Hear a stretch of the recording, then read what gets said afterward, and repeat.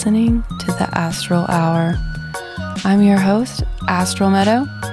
Join me as we take a glimpse into the mysterious.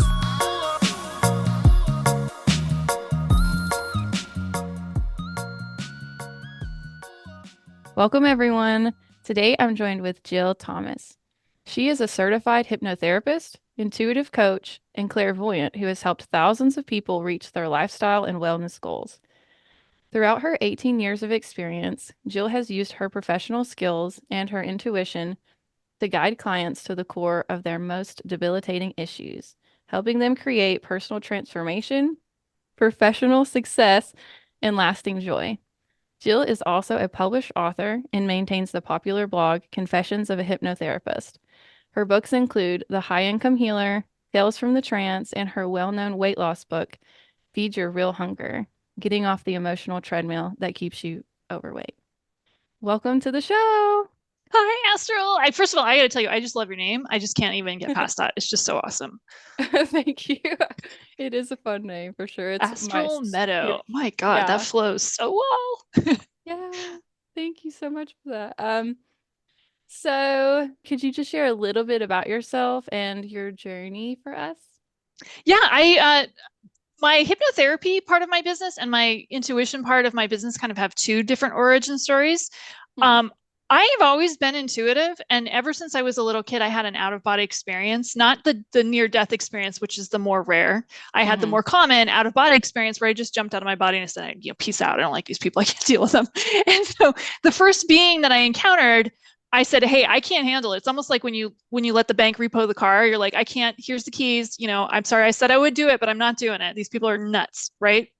The guide that I met said, hey, you can't do that. Your brother won't be able to handle it. Your mother won't be able to handle it. If you go back, I promise that it will get better and that you'll be able to see and hear spirit guides. So you'll know you aren't alone.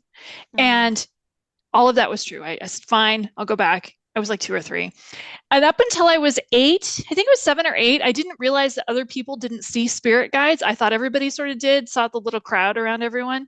And up until it took me a little while to sort of be able to tune them out, if that makes sense. I'm sure you've had mediums on the show who've described, dead people kind of pestering them. That with practice, that doesn't happen because they have to work a little hard to get my attention unless someone's made an appointment, in which case I say, hey, you're welcome to share now. The hypnotherapy part, though, that started later because I've always been interested in how the mind works and kind of how I've always been fascinated. I've sort of been a connoisseur of human folly. Like, why do people do the stupid things that they do over and over and over again? And when you take hypnotherapy classes, you learn that most of what we do is habit-based. I actually had a very conventional career in sales. And so sales, when you're wanting to understand why the customer is saying no or why you aren't getting a message of why they should buy something that they genuinely need, when you can't give them that message, understanding sort of the basic psychology of how the mind works is really helpful. But I got interested in hypnotherapy after watching one of those grad night shows at my high school with some famous hypnotherapist was up there making very popular kids do some crazy things. And I thought, oh, I want in. This is a Jedi mind trick. I want in. And it's not a Jedi mind trick. It's actual therapy. But that's where I learned how to do it. And then I kind of did it on the side of all of my very, very conventional careers.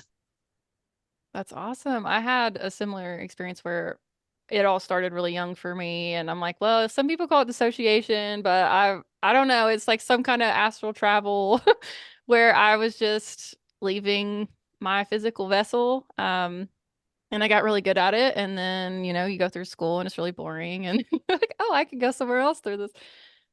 Started seeing spirit guides really young as well. Didn't really, I just thought, oh, these are angels. And, everyone talks about angels. So I'm like, I'm assuming since everyone believes in angels that you guys are seeing these. But then I did discover that it was kind of weird to have like friends on across the veil. So yeah. Does sort of change your perspective on that word weird though, doesn't it, Astral? Like after a while you start to realize like what's, to me, honestly, and I've seen a lot of clients of a lot of years with a lot of weird things. It really takes a lot for me to actually think it's weird anymore. Right. Right. Weird is just my everyday. So yeah, it's just Thursday, it's like what Weird is pretty Yes. normal, but yeah, I have a client start off with a story with, I'm going to tell you something really weird. And I'm like, I bet you aren't. Right? Right. I love all of the things society labels as weird. So Like that's kind maybe of the fact that a lot of people believe a virgin had a kid. There's nothing weird about that. right. Right. So yeah, I'm thinking this isn't that far out, It's if not so far out. right, you guys have all sorts of beliefs that don't necessarily add up sometimes. There you go.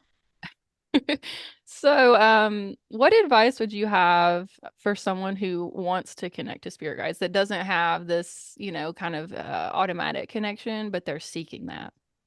I would say to just sort of recognize that you already are connecting with your spirit guides. Like people think these spirit guides are these mythical creatures and that you can't talk to them. I mean, I know I've been doing readings and had clients say, your guide is saying these three things, and we'll tell them I want this and this and this. I'm like, they're right there. Just talk it out loud. They Right. just heard you say that. People are talking to their spirit guides. The spirit guides are talking back. The spirit guides at times get a little frustrated because they're giving you messages and they're not getting the credit for it. That Right. little voice in your head sometimes, everybody thinks, well, it's not a spirit guide if it doesn't if it sounds like me. That voice in your head is always going to be you. Your spirit guides do not want to scare you. They're not going to be giving you some creepy voice. They will also give you messages in really weird ways. I'm sure you've run across this too. They like to mess with your radio. They like to mess with your TV. They like to, if you've got a question, like I really want to know what to do about this problem I have, right? Pay attention. You'll be standing behind somebody in line at the Starbucks and they'll give you the answer to the question. And it's Mhm. because the spirit guide tapped him on the shoulder and said, hey, tell your friend about this other thing, but say it really loud because the lady behind you needs to hear it. Right? Right. So it's like they're communicating with you through the environment that you're in. It's like sometimes it's synchronicities and it really could just be a stranger that makes a comment and you're like, that totally lines up It's with what I'm often a doing. stranger, right? Because Yeah. that's the easiest one for them to influence. The world is full of a lot of people who are pretty intuitive. Hmm. And when those intuitive people are getting the message, hey, tell your friend this thing, you'd be surprised how often the message is for the person behind you, not their friend. Right. Right. Yeah, I have a friend and she was like telling me one day, I'm just not really intuitive. I'm not really tuned in. And then I watch her and she's walks through a room and she just makes little comments like that are just little blessings that she just gives out to everyone. And I'm like, and she'll have people say, "Oh, I totally changed my life path after you complimented my ability to do this thing." And I'm like, "You are doing it. It's such a part of who you are that you're not like overanalyzing it. You're just like, yeah, you're really gifted in this. And so like these little compliments she gives like changes people's timelines. I'm like, I it love doesn't it. have, yeah, it's so cool to watch. I love Yeah. that too. The other thing in what you're just saying, I love is that a lot of times people like your friend could very well start a little side hustle doing, I don't know, intuitive readings or even just life coaching. Hmm. And she would feel bad. I'm suspecting, and I don't know your friend, feel bad about asking for money because this comes naturally. Like Hmm. it's almost like we have it in our head that work has to be hard. But when you're intuitive, messages come all the time and it comes fairly easily. And Hmm. and there's a thing that happens a lot with healers is they feel guilty about asking for money because it's a gift from spirit. Well, so are your hands, right? So is your ability to see. They're all gifts from spirit, but Right. spirit doesn't want you to be poor. They don't want you living in your Honda. They want you to have a nice house. So it's okay to set up a plaque and start charging. So please do that, Right. guys. Please do that. Oh yeah, for sure. I definitely feel like in the beginning of doing the Akashic record readings, I'm like, I'm, charging money for this. But I mean, if you think about it, I'm clearing out my day because I want to be in a really calm, relaxed state during the reading. So my morning is dedicated to resting and just being grounded.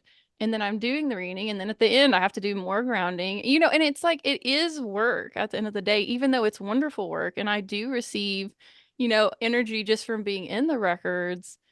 But I wouldn't be able to do it if I was having to work another full-time job. I would be too drained energetically. So I have to ask for something. Right. And that's what spirit wants anyway. They don't want you to be working 8 hours, the soul sucking, barely paying your rent job, and then not being able to do these Akashic Records readings because it's not just I love what you're doing, the Akashic Records readings, and I do those too, some not as much as you do, I think. But one thing I will say is that you can't have a lifestyle where you're indulging in too much alcohol and Mm-hmm. drugs and other things. So you have to have a fairly clean lifestyle. I'm sure that you're mindful of the things you put in your body, food Mm-hmm. wise, and people you allow around you. So in a way, you have to allow yourself to be a little bit more of a pure vessel than most people, because of what you're doing is transmitting your channel for spirit. You're giving information, and that channel needs to be pretty clean, you know?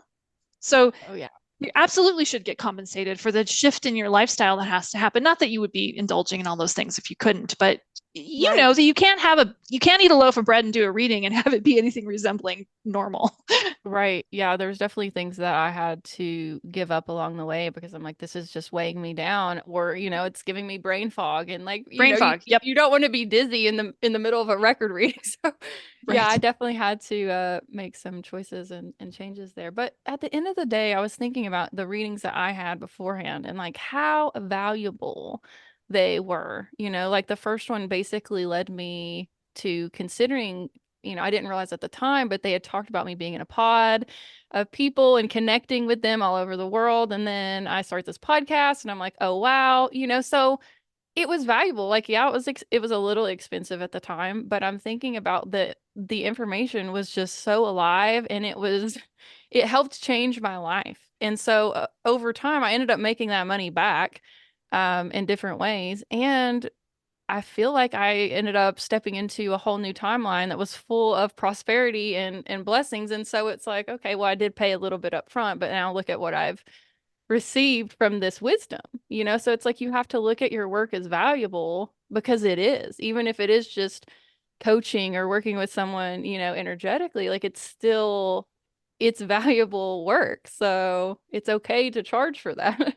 Yeah, absolutely. And you had to do the work on yourself, Hmm. um, so that you handle your own emotional stuff. I mean, you and I were talking off air about, coming from maybe not the best childhood, right? I'm sure I'm speaking for you, of course, and I shouldn't be putting words in your mouth, but I had to go through a lot of therapy to clear the vessel a little bit from some of the fertilizer that happened in my earlier childhood, details of which I will spare you from. But Hmm. somebody I made some person very rich getting clear of all of that garbage so that I can give more accurate readings. So of course that wasn't the intention at the time, but I just wanted to get healthier emotionally. The other thing you said I love, when you were talking about how you got a reading and they told you you were going to be part of a pod. I find that really interesting because usually spirit isn't quite so literal, but in this Yeah. case it's like you're part of a pod. Oh, podcast, right? Part. Right. It's like, Right. She said something about whales. So I was like, what the heck is she talking about? But I mean, it was literally like years later when I was like, I get the pod now. And it was actually literal. But at that time, I had never even thought about a podcast. It's actually funny because the friend I was just telling you about that just says random stuff is one day she was like, hey, you should start a podcast. And I was like, that actually is a really good idea. And then here I am. So that's what I mean about she's just channeling it. But it isn't just it funny too, all. like how spirit guides know humans. Unfortunately, they know some of our failings better than we do. That they know that we need to hear it 4 or 5 times, and Yeah, then yeah. like not necessarily even by authority figures. Like the therapist might say something, and you're like kind of dismiss it because the therapist said it, and then your best friend says it, and then the one that makes you do it is watching Conan, and he mentions it on the Conan O'Brien show or something kind of really Right. not cerebral, right? Yeah, watching it's really weird when I will get some kind of download and then just pick a movie at random. Like I wasn't being even intentional about it, and I'm watching it and I'm like, "Oh my goodness." Like this is exactly like the story that they were just telling me about some past life, but of course there's different characters here, but the lessons are like the same and I'm like, "Okay, this is oddly, I don't know if this is even ironic at this point. Like it's Well, just and isn't it funny though? Because I could just imagine your spirit guides on the other side doing high fives. Like, you made her pick that movie app. There's a million different movies she could have chosen that night. You made her get that one. Good job. Like, how do we get her to decide to watch while you were sleeping for the 4 millionth time or whatever? I don't know. But you know what I'm saying? I right. think that's really cute. Right. It's gotten to the point where occasionally I'll ask the records, like, do you have a movie suggestion that would go with this? And they'll be like, you need to watch Hook. And I'll be like crying, like watching Peter Pan. Like, I get If they it. start recommending like rock and rolla, then you'll wonder what's going on in the world. That's a Right. great movie, by the way. Not exactly the most spiritual messages you're going to see. Great movie, Right. though. Right. I love that. So let's talk a little bit about money.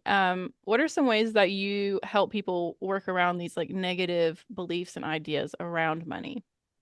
So I love that you asked this question because I was in career, I had a long career in sales and it was fun. I actually really enjoyed it. I found it really fun. But one of the things I learned in being in sales was that I watched other salespeople do this. And I did this myself until I did some work on it, where you might have a quota, like you're supposed to sell $60,000 worth of widgets that month or whatever. And people would get really close to it and they wouldn't go over it, or they'd hit the number early in the month and then they do stuff to sabotage the next few sales and they wouldn't get over it. And there would be like a block. It's like I can only succeed to some levels, but not to the higher levels. Or even I've watched many people do this in my life. They get a chunk of money and then the car breaks down. And then so they're back to zero again.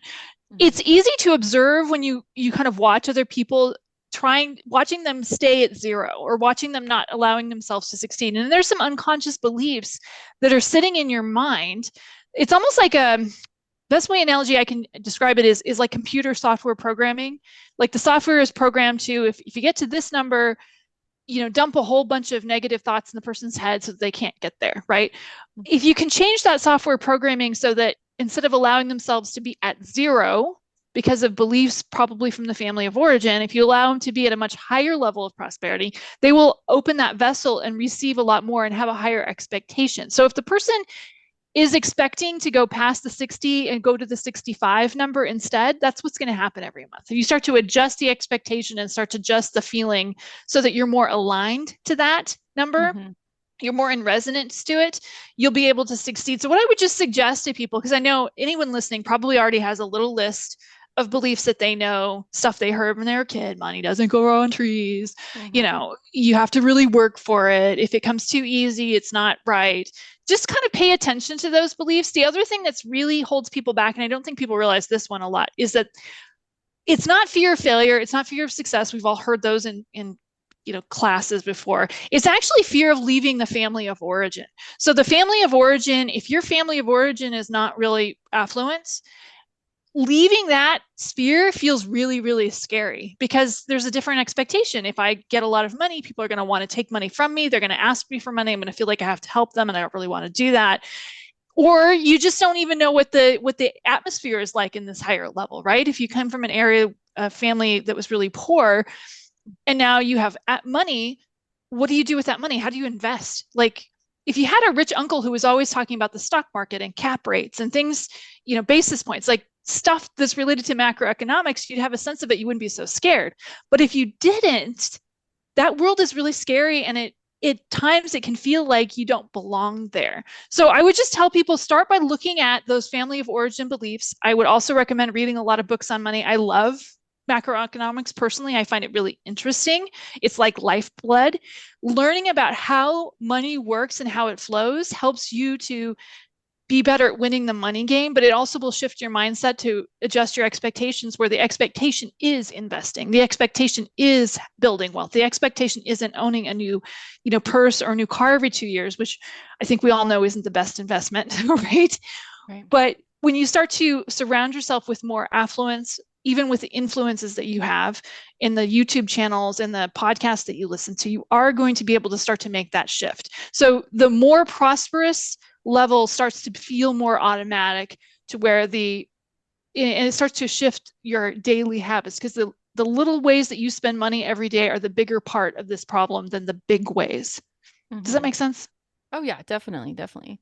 Something that I had to work really hard on, and sometimes I still have to catch myself, is really being stuck in like a scarcity mindset because of the poverty I was raised in. And so even when I have it, I'm like, we need to hold on to this because there's no telling, like what if something happens to, like right now I'm having to replace my kitchen cabinets. And like I found that this brought up the wound again because I thought I was doing good, and I'm like, this is gonna be thousands of dollars, like what are we ever gonna be able to replace this? But I'm just trying to lean more into trusting that, anything that I'm spending will cycle back. Um, and it's gonna come back around. And so I was so nervous. It's funny, I had the psychic reading the other day and she got the Queen of Pentacles and she was like, we're actually about to come into money. And I was like, thank you for just dropping that so that I can just trust that I can make more money. It's not like, okay, I've spent this and that was everything, and now we're gonna starve and be poor the rest of our Right. lives. But Right. And see, I had the same childhood. I mean, my family was really poor too. We never went without money because our food, because my family was in the grocery business, but we went hmm without everything else. So I hmm kind of had the opposite reaction. When I would get money, I would just go spend it because this is the first time I've had money, right? I right. $100, a whole $100. I would just go waste it. And so hmm I had to learn to put money away and invest because nobody in my family did anything like that. Um, but I love your cabinet example because it's perfect. You know, you see this money this as a liability, but when in reality, new cabinets are an asset, especially if the reason you're replacing them had something to do with mold or had something to do with they Yeah. weren't functioning or it wasn't helpful for your kitchen. All of hmm these things are good and it is part of it, but I love the idea of just paying attention to where this came from because that was the first thing you said from my family of origin, from when I was a kid and poverty. That is a big, big first step, and a lot of people never get even there. So hmm good for you. Right, right. It took some work, and I definitely go into my records regularly to help me when I'm starting to, question or get, have fear come up around things. Because it's like just their wisdom is like, okay, well, I can trust this. But they wanted me to focus on the fact that, I had the money to get the cabinets in the first place. I never really liked the cabinets to begin with because they came with the house. They're kind of boring, like the manufacturer cabinets. And that these I'm gonna love because I picked them out. They're aesthetically pleasing. And if something wouldn't have happened, I would have held on to that money and never invested it into the cabinets in the first place. So they're like, we promise it's gonna work out and you're gonna love being in your kitchen more because you're gonna actually enjoy the space that you're in. So I'm like, okay, right. It's like thank you for speaking that. But I mean, it's like we always seem to think it's not okay to give ourselves something that we care about, right? mhm, mhm, The new cabinets are a gift to yourself. You're making an aesthetically pleasing space.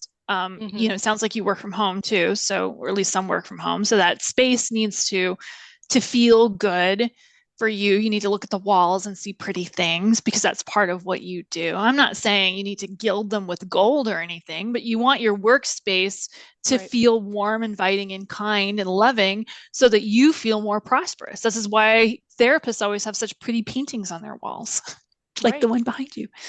Really? Yeah, and the past couple months I've been working with a homeopath on allergies. And it's like working, but then I'm like I'm still having allergies. So then I discovered the mold. And so it's almost Oh, as it was if mold. Okay, yeah, the interesting. records are like you're not only will it look great, but you'll finally be able to get past the allergies because the remedy has been working, but you keep re-exposing yourself to the mold, which I didn't realize had been there. So it's almost like it all came to the surface around the same time. And it's just something that needed to be looked at.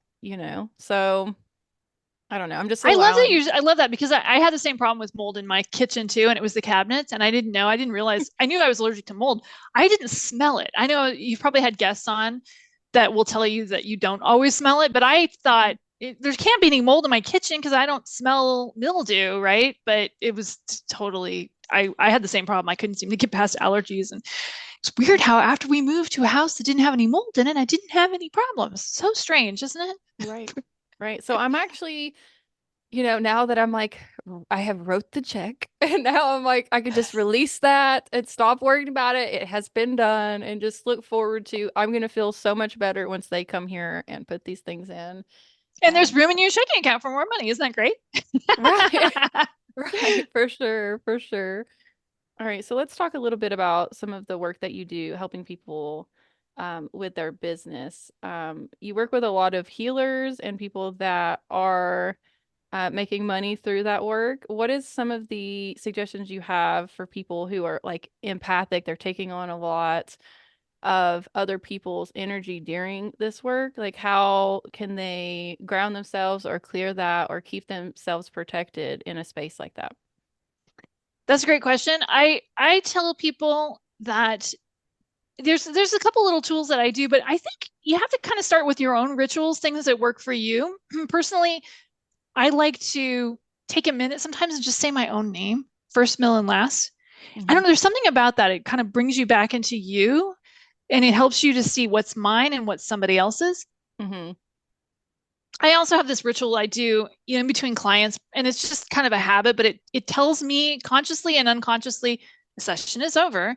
I have to clear my space. I always smudge the room, of course, but Hmm. I actually will wash my hands up to my wrist and sort of soak them in the water, and it just feels good. And it's just my way of saying, okay, this client has ended. I'm washing away their problems into the sink, opening up the space for the next client. Um, and that's a big part of it. One thing I do I would love to say on that issue, because there's a lot of people that think, people bring entities into their home, into their space, and then I don't believe that really is the case. I think that what happens is a lot of people have unhealed shadow material, their own shadow stuff that they're not working on, that they bring into your space that you can clear out with smudging. But I know a lot of people are afraid of picking up other people's stuff. I think that fear in itself is the bigger Hmm. problem, really. Standing in your own power and knowing who you are, because like does attract like, but also if it's not like, if it doesn't Right. resonate, it won't stick around because there's nothing for it to grab a hold of. So I wouldn't be afraid of those kinds of things. But I really started working with a lot of healers because I would get a lot of hypnotherapists, particularly that would come out of school and they went to class, they got their certificate, but then I don't know what to do with business. How do you do the business? Because you don't learn the business, right? And then I Hmm. was giving the same advice over and over again. So I instead decided to write a whole book on it so that I Hmm. could like here buy the book and then we can talk about other things. but but basically I always tell people start with, if at the very least, if there's nothing you get from this program, please, please, please go to wherever you buy your domains and buy your name. Hmm. Because no matter what you end up doing, and I guarantee you, if you're in the healing arts, you're going to shift gears several times because that's what we do. Hmm. No matter what it is, you're going to want your name. Right. And what you don't want is for somebody to buy it and put up a porn site. Although that might actually help. I don't know. Right. It might Right. People actually just help. Googling it. But you'll be really upset if somebody puts up something very racist and your name is associated with it. Just go ahead and buy your name. If you have to add a middle initial or add V or online or whatever you have to do, go ahead and start with that. And the other thing I would just say is that a lot of people, particularly I came from this. I came from a background of always having a job, and this sort of mystery of starting a business. It's like the scary thing, and it is so not scary. It is so not that hard. In my case, it involved getting a fictitious business license. It was like $20. I had to put an ad in the paper. I had to go to the county. It was just like no big deal. If you need help, there's lots of people that will help you. There's an organization called SCORE that gives business professional advice to people, and you get a mentor for free, and that's totally free. And it's not partisan in any way. It's free means free, right? Um, but there's lots of people that will help you. But I would just say the mystery of this idea that business is such a scary, bad thing needs to be dispelled, because I really believe this is the age of the entrepreneur and everybody kind of needs a side hustle, particularly when that side hustle is the thing that feeds your soul. Right. Allow something else. I used to sell car insurance. Allow the car insurance business to pay your rent while you work on nurturing and growing the business that will feed your soul. That's what I think. If I could give one thing to everyone that they really hear, that's it. Pay attention to what your soul wants and don't jump out of one into the other, bridge to the new thing. Right, right. I see it all the time. I I have bet you do. yeah, so many wonderful friends that have these great gifts. They've taken the classes, they've done the work, they have the certificate, but they're not going into business. And there's this like block or this fear around, and maybe it is like, what if I, have someone come out against me? Or what if someone doesn't like what I do? Or what if everyone knows I'm an energy healer, then what if they judge me for that, because I live in the Bible Belt. So there's some people that they're actually like scared to show like their true selves, out in public. And I'm just like, but you've done the work. It's like you will pull people in that resonate with the work. And hopefully you do repulse those other people so that they just go on with their lives and they're not, you're not worried about their judgments anymore. But I gotta I tell think you, I have a website. If you go to my website, and I'm sure some of you will or have, um, there's some very woo-woo stuff on my website, and there's some very conventional stuff on my website because I kind of do both. I have my conventional clients are surprised to hear that I do readings. Now, hypnotherapy and readings are just like one line, and then the line below it is the readings. But the more conventional clients don't even see that. So I'm just right. saying, you'd be surprised. I would also tell you that I've had some very conservative Christian clients who have come in for past life regressions. So Right. you'd be surprised what people are actually interested in, particularly when you're telling them, hey, this is confidential. I'm not going to tell our friends that you went. We're not posting anything on Facebook. Hmm. Also, if you have the kind of business like you do where you can work on Zoom, then you don't need to be advertising to the local community. You can actually get Right. your clients all over the country, all over the world Hmm. using your social media skills. If you don't have those, you're going to have to work on that. I'm sorry. But Right. Yeah. using social media, you can get clients who are in resonance to you and your particular version of what you do all over the place. You don't have Right. to rely on just your local community. I live in a town that only has 20,000 people in it. Do you really think those people are going to support my business? No, they Right. don't need to. I have I have the whole of the United States I can work with. That's what I rely on. Right. For sure. For sure. Um, what are some things or suggestions you have with boundaries? So people are working with people and they're not only are they taking in their energy, but now these people are asking them for all this advice or they're, messaging them all the time. Like, what are some suggestions that you Oh, have for absolutely. people That's a who are great one hard? because that is a serious problem with the healing arts because we, as healers, I want to help somebody. Mhm. Sometimes helping somebody is saying, you need to schedule a sacred appointment. You have to pay for that session in advance. When you book, go to my website, you pay when you book. Um, we have to stick to that time. I actually have a rule that I don't accept texts. I don't actually read them because honestly, there's no way to I consider myself part of HIPAA and that's kind of a gray area for HIPAA. So I don't respond to texts at all if I Mhm. happen to recognize the name because I would have to put the client's name in my phone, which I don't feel like is as secure as I would like it to be. Right. So, you just have to set rules. I don't respond to texts. I don't respond to any emails on Saturday and Sunday. Hmm. You book on my online booking system. So there's no, hey, can we do 10:15 instead of 10? No, whatever's available on the online booking system is what's available. If somebody shows up 20 minutes late, my terms and conditions say you paid for the session, but you didn't get it. That's what happens if you show up 20 minutes late. Because at 20 minutes with hypnotherapy, 40 minutes, that's just nothing really we can do. It's just not enough Right. time. But you have to learn, and I hate to say this, you have to learn how to set boundaries. This is why I personally think that online booking is really the best thing because that Hmm. online booking system becomes a boundary. It Right. becomes my schedule. It's the person saying, hey, she's available at 1 or 2. And I have people agree to the terms and conditions. I have people pay when they book.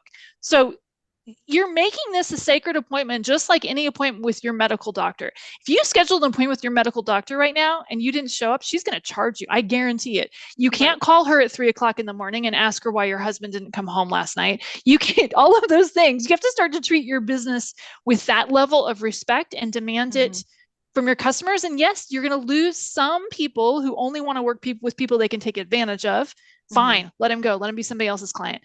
Allow yourself to have the space and the bandwidth for the people that do respect that you're working under certain conditions, you don't work on certain other conditions, and if they don't show up for their appointment, they're paying. That's the way it is. Right. Right. I kind of just look at it like the people that I've worked with have very good boundaries and similar rules, and I take it seriously. I'm like, okay, well, I'm definitely going to show up because I don't want to pay for a reading that I'm not getting. And so I make sure to leave a little early if I'm working with that person or, let them know 48 hours in advance. Like, and so it's just it works out better for everybody, in a lot of ways. But for myself, like boundaries became really important because I noticed myself just feeling like bombarded with people's energies, like all these questions. And then like suddenly I became like the therapy girl as I like opened up more about being in therapy and some of the ways that it's helped me. And I had to start putting boundaries up with people like, I don't mind like working with my very close friends when they're going through something. But like I was having just like people I didn't even really know like sending, me these really intense messages and then I started feeling like Jeez. the weight of this like oh, I have to Yeah, save this person and then I was like okay, okay, this is a boundary issue. I want to be able to help everybody, but at the end of the day I'm like I have the podcast that anything that I'm going to tell anyone like it's already recorded on the podcast. There's advice online, like there's and at the end of the day, I'm not a certified therapist. So like I'm not the totally. person, but I felt like people were projecting that onto me. Maybe it's because I came out and was like resonating with therapy so much that people are like, "Oh, we can call Astral and talk about it." But it was just wild. So I'm like, I can't. Like people I, go I there tell and people, because what was happening to me is that I go to a lot of meetup hike. I like to hike. So I go to Mhm. meetup hikes. And every time I go into a meetup hike, people start telling me all their problems. And I'm like, okay, we got to put a stop to this. So I asked a girlfriend, like, what? She says, oh, you have to have a business card. And I'm like, well, of course you have a business card with you. She says, a business card is a stop sign. So I will Oh, tell people, hey, wow, that's really awful that your husband is molesting your daughter. That is a real example that actually did happen. right. That's terrible. We should talk about that in a sacred session so that other people around us aren't hearing this conversation because this is really hard for all of them. Like you and I, we Mhm. have tools to handle that stuff, but the average person doesn't. Um, so why don't you, here's my business card, go to my website, you can schedule an appointment. Now, that person is never going to schedule an appointment. That's fine. But you've just Right. said, stop. I get paid for what I do. And Right. Astral, you can do the same thing. Like I'm a Mhm. spiritual coach. Right. Charge, even if you don't want to do it for a living, charge an insane amount of money, $250 an hour. You'll do it for that, right? Whatever it is. Right. I'm just making that up. But Right. that's, allow yourself to have a stop sign and say, hey, I do this for a living. Mhm. What you're describing is really heavy. We should talk about that in a sacred appointment where spirit has been invited, where I'm getting wisdom from your spirit guides. And oh, a sacred appointment, I charge $150 an hour for those. Here's the link to schedule. I mean, that's what I tell people to do. And sometimes they say, well, they won't schedule. Fine, fine. You got out of Right. it, Right. right? You have your peace. Yeah, You like got your piece. sometimes I just want to go for a walk, like Yes. I'm No, it's my day off, it's my and day I'm like off. Yeah. my job is, doing astrology and stuff with people, like we are looking at their unconscious and their shadows. And so it's like when I'm not at work, like I kind of just want to like smell the flowers, and just be present in this moment. So I like that. I definitely need to keep business cards on me more often now. Like, yeah, we can I talk just, about that. to me, it's just a stop sign. I mean, some Right. people take it, some people never do, but I'm saying consciously and unconsciously to them and to me, I get paid for what I do. If you're going to Right. talk about stuff that I get paid for, you have to book an appointment. Right. Right. And as If somebody you who want has, support, if you want me to say, I'm yeah, sorry, wow, that sucks. Yeah, I'll give you that too for free. But you want right. advice? Book an appointment. Right. I mean, I spent thousands of dollars over the course of my life on therapy. It is valuable. Yeah. And Classes. it Yep. takes like, Forever. multiple sessions, Yes. so nothing like honestly, I can't help them anyways, so it's like I'm first off, I'm not a therapist. Second off, are you even committed to this thing that you're about to initiate? Because it takes dedication, it takes a lot of time. Like you don't just recover from a whole life of trauma in one day by talking to a stranger, at the grocery store, So I'm just like, See, I don't you and know. I both did the work. We had the trauma, just like these Hmm. people. And we said, I don't want this. I'm not putting this out to them. I'm not going up to the person in the grocery store and telling them my problems and Right. having them trying to figure it out. I'm going to pay a professional and I'm going to do the work. When Hmm. somebody comes to you and says, hey, tell me what to do, they're trying to shortcut the system. And the thing is, the worst part of it, Astral, is that, and this is true for anybody listening, because I'm sure this has happened to everybody listening at some point, is that you might make them feel a little bit better for a minute, but Hmm. because they didn't actually schedule an appointment, they didn't actually do the work, they didn't have an exchange, which is required by the universe. The universe requires an exchange. Right. And they aren't actually going to get healed. They might feel better for about 10 minutes, but it might Hmm. keep them from hitting that rock bottom that Right. that alcoholics will talk about, rock bottom where they realize that their life is sunk to a level that it is untenable and they have to do something about it. Hmm. Sometimes people need to have that moment where they do decide they're going to pick up the phone and call a therapist, check their Right. insurance to see what's covered, or go to a hypnotherapist or something to help heal these wounds. And that sometimes is required. Right. Right. Like we have to do the work. There is no bypassing, It's Sorry, no shortcuts. You got to do the work. Lots yeah. of people will tell there's a shortcut, and there's lots of seminar programs that will tell you, "Hey, this is a shortcut." No, you really do need to do the work, and that's Right. and that's part of it. And also, at the end of that work, you come out of it like yourself with skills where you can help other people who are Hmm. not as far down the trail as you are. Right. And then some of the money you're making from that actually goes to, cover all of the, Yeah, the there you go. things that you've invested in to get to that Right? point. And so Yeah. it's almost like it cycles back around. So Mhm. yeah. What advice would you give to someone just starting out to help them grow their business or practice quickly? I would say it's actually better if you don't have any money. I hate to say it because I wish it wasn't true, but there's so many ways to do money badly, right? To so many stupid things. to waste money on. There was a joke, and there's a joke in the book industry. The only people who make money in the book industry are people who sell stuff to authors, right? Some of you listening have written books and you know exactly what I'm talking about. You Mhm. actually do need to pay attention to what you're spending your coins on because those are really important. I would say social media, start that now, start it now, even 6 months before you have an offering, because it does take some time to grow. I Mhm. would say start meeting people, telling them what you do, getting the website stuff put together. I hate to say that there is a quick way because there really isn't, but you do have to put yourself out there. You know, Right. if there's a coffee place that you go to and there's a place you can stick, you know, business cards on, do that. If you wrote a book, write a book. If you haven't written a book, write a book. You know, it's fun. It's a lot of work, but it's a business card that you can sell on Amazon, basically, Right. right? Social media, telling people what you do. There's things I wouldn't waste money on. I wouldn't waste money on networking groups, because those are just a waste. I don't think in this day and age that's really the way to go. I would say spend energy getting people that, especially people you've given free sessions to give you a Yelp or a Google review. Mhm. Some of those are going to get filtered. That's part of the game, and you're going to be really mad when some of those get filtered, but you just have to keep going Right. and just stay committed to the process. Just know that it takes some time. You know, people give up after 3 months and go, nobody wants these services. Yeah, they probably do. They just haven't found you yet. So you're going to have to do the work to be found. So that would be Right. what I would suggest doing. Right. And that's where the social media comes in because those hashtags and They things like really do that, make a difference. right? It's like the people can find you that are resonating with that particular word. So before Well, I you know, got there's Instagram, something you said earlier I want to go back to. I would love people not to get caught in the I need one more class game. hmm People who say, well, I need more training. I need more training. Like your buddy who has these certifications. Like, trust me, there are people out there right now far less qualified than your friend who are hmm making bank because they didn't care about the certifications. They just put themselves out there. So right. whatever you think you need, I guarantee you probably already have enough to start something now. So if Right. you've got some kind of certification, yes, get additional training, but don't let it hold you back, because just know that the additional classes are just going to be one more offering or one more tool in your tool shed later. And hmm the people who need you right now, are who are going to be drawn to your services right now, are at the same level that you are. And when you get more advanced, you're going to get more advanced cases and more advanced problems. So don't be so afraid of, what if somebody comes in with this challenge I don't know what to do. That happens all the time. Right. You just allow spirit. You just kind of sit there and say, okay, I don't know what to do with this lady. Do I send her on? Can I help her? Right. And then a lot of times you'll get an answer, and sometimes the answer is, this isn't your client, send her Right. on. Right.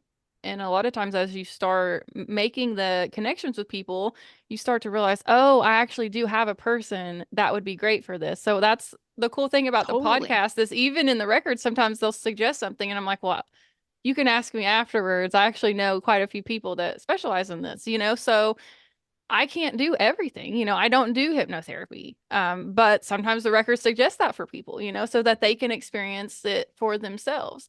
So I can send them, to you or someone else. And it's like at some point we all start kind of helping each other because we know what each other does. So like my therapist sometimes sends me astrology clients, and I send her, so it's like we formed this little group. It's like we don't all meet in person. It's not like this big event. It's just we made the connections. We value each other's work.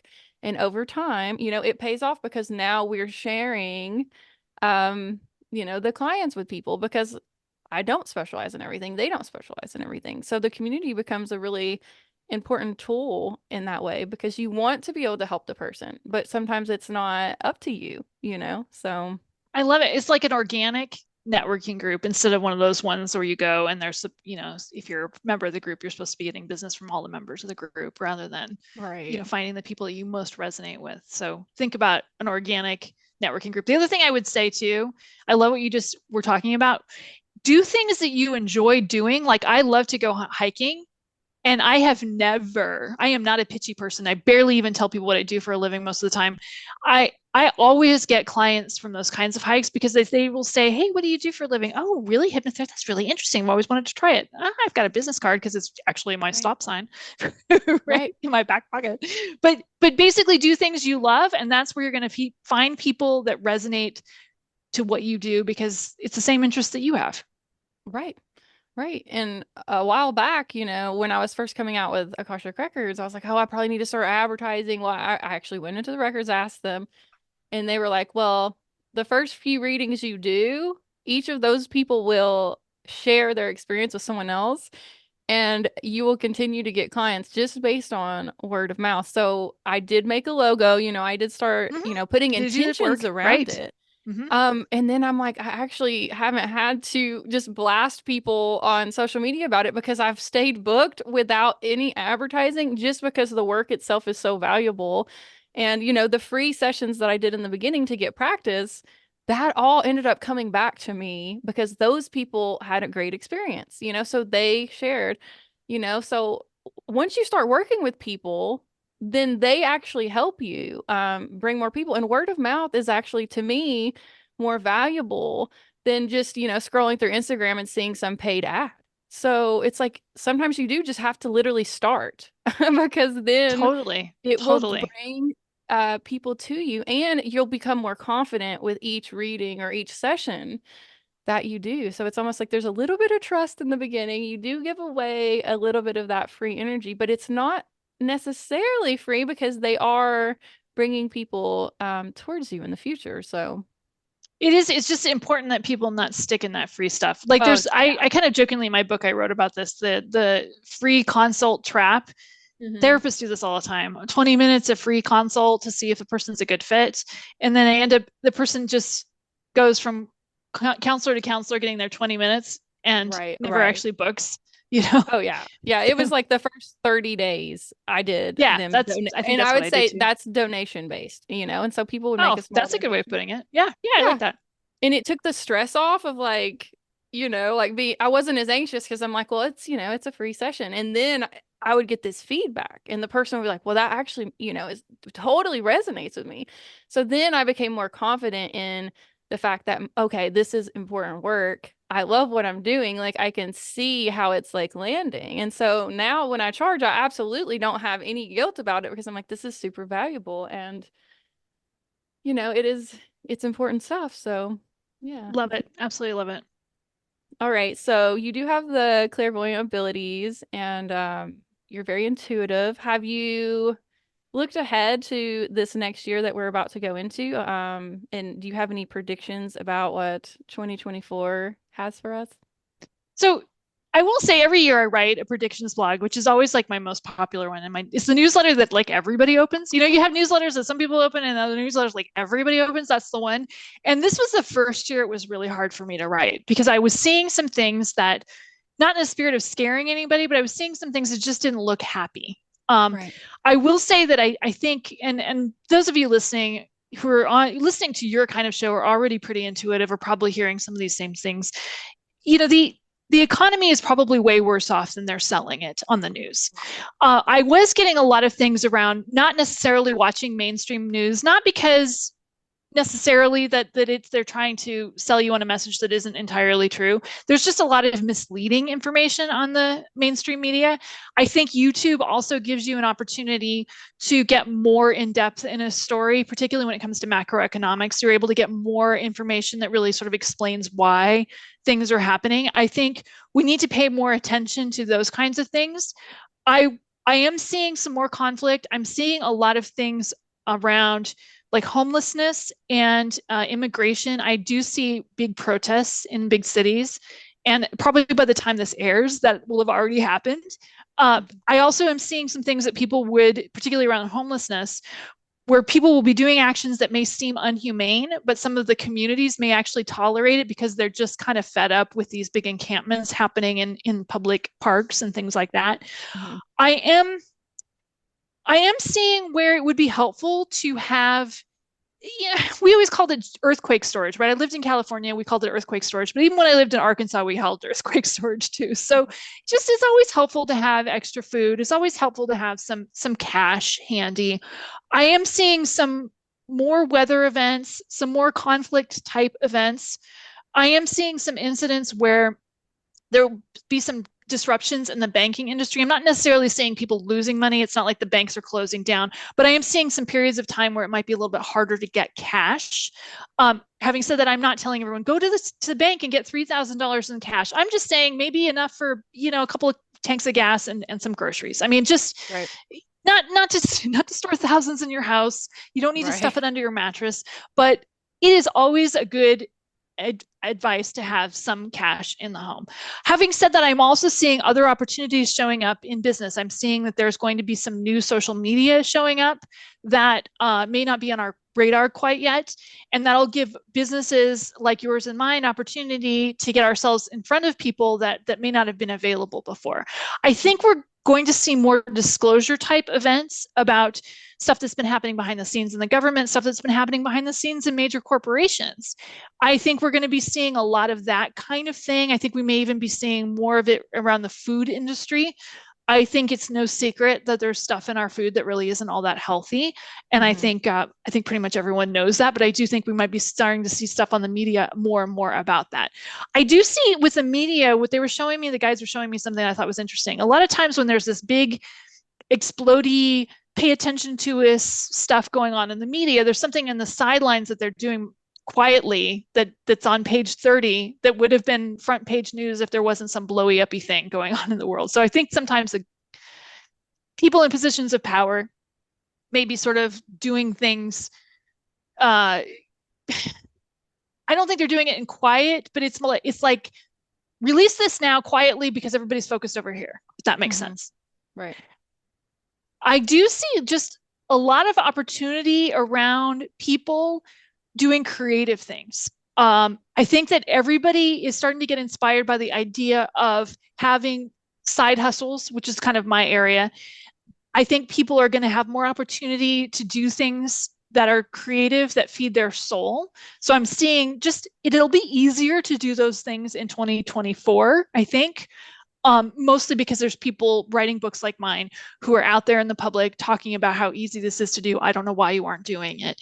But Mm-hmm. the guys that are kind of saying over and over again not to get caught up in fighting, like the Democrats and Republicans, this is the best example to use. Like, I may be one side of that aisle, but I also agree with the other side on a few issues. And the guys have kind of said over and over again that we should allow ourselves to be friends with people who have differing points of view and go together on the protests that we agree with and go against each other on other protests and still be friends. And that's kind of the message I keep hearing, is that the media trying to divide us is a real intense tactic. Mm-hmm. And the reality is that we all can find some common ground and we can all be friends even when we disagree on some issues.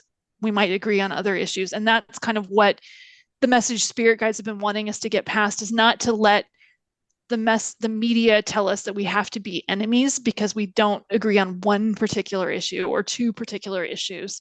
Mm-hmm. That's where we lose our power. Right. Wow. That's kind That of the sounds the gist of it. I could go on, but it after a while it starts to sound repetitive. But right.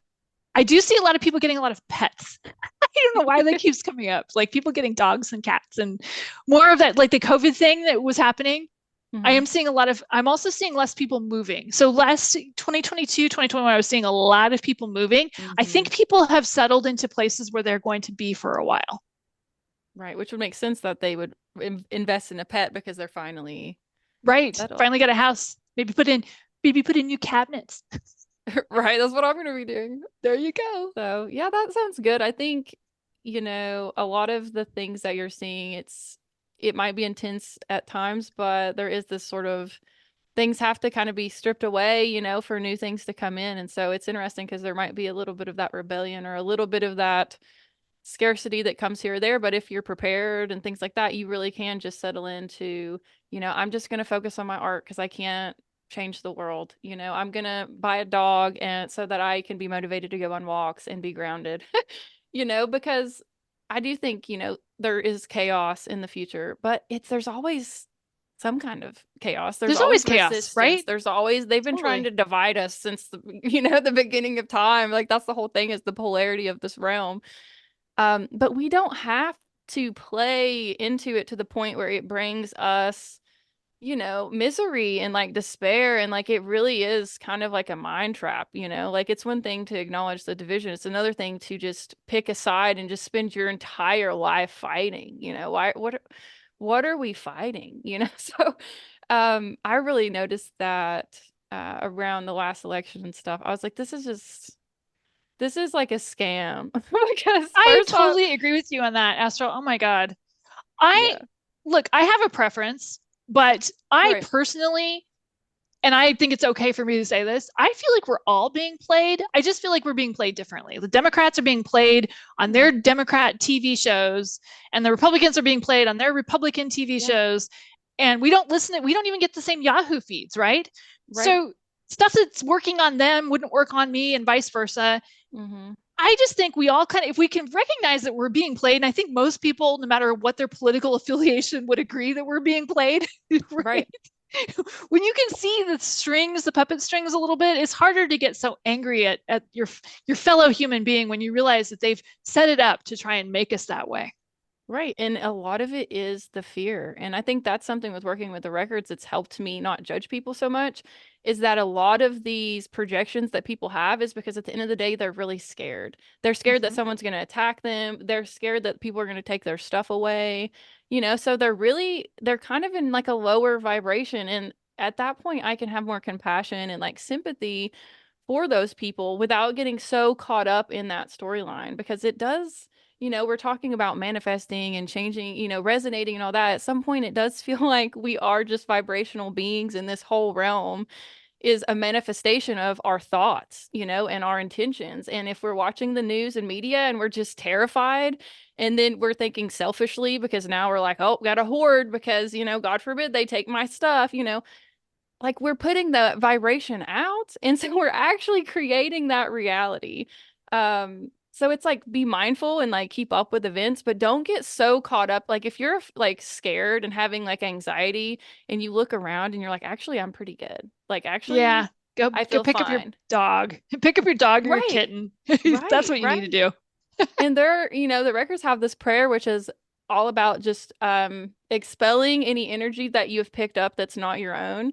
And it's amazing how often we do this. We go out to the store, or even sometimes on the interstate. I'm like, why do I have like road rage all of a sudden? And it's actually not mine. It's Right. someone that's Totally. moving past me. So I say this and then I feel fine. And then I realize, okay, I'm absorbing this energy from the collective. And so when there's a lot of chaos in the collective, a lot of the people who are intuitive and clairvoyant, a lot of our gifts come from that collective unconscious realm. How can we predict? It's because we're tapping in to that collective. And it's like we have to clear more often because like we get our emotions get so intertwined with other people's, but at the end of the day, it's not healthy for us to stay in like that fight or flight mode all the time. And I feel like when some of us dial it back and we just focus on art and we just focus on, doing our yoga routine, like we put more peace into the collective and it actually brings more peace into the world. So it's like,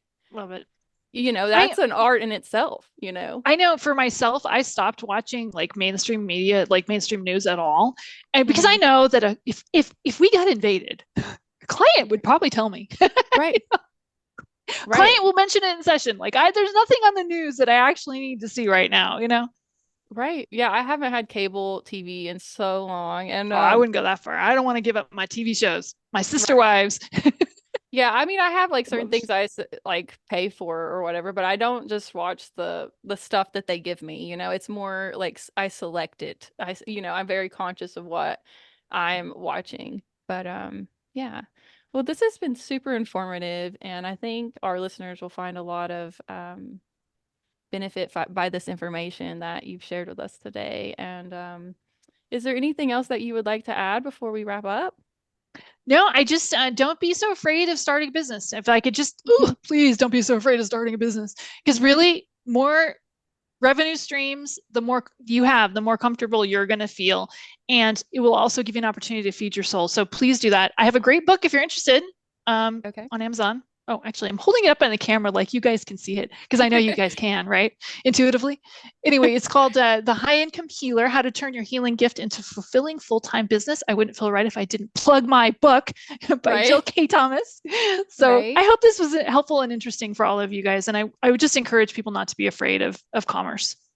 Right. Right. And okay, could you also share the best way for people to find you, contact you, or keep up with your work? Okay, so the reason I know about the name thing is because I couldn't get my name. So my business name is you go to my website, it's Jill K. Thomas. I had to include my middle initial. There's a Hmm. real estate agent in Canada who has Jill Thomas.